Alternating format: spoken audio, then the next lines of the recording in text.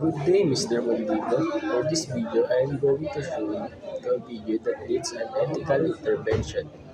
Teach me. Can I teach you some Tagalog? You say mahal kita, I said I love you. Mahal kita. Yes, it say I love you, mahal kita. Mahal kita. Yes, mahal kita. Mahal kita. But you can say I miss you, say tang ina mo. Tang ino. Tang ina Ina mo. mo. Yeah, that's say I miss you. Tang ina mo. Say to your fans, hey, What? gago ka. What? Gago ka. Gaguga. Yeah, and As you can see in the video, our fellow Filipino teaching the foreign a curse word in Tagalog language. That shows us disrespect and also it influence unethical acts. Why does this clip needs an ethical intervention? First is cultural sensitivity.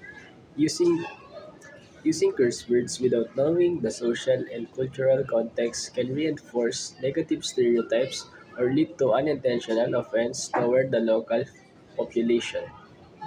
And second is platform influence. The foreign has a large and young audience, and such clips could promote inappropriate behavior or language among viewers. Given his influence, normalizing or trivializing the use of curse words in a humorous or casual context may have unintended effects on impressionable audiences. And lastly, exploitation for the entertainment. The humor in the clip might come at the expense of the culture or language, reducing it to a joke rather than respecting it as an integral part of the local identity. That's all, and thank you.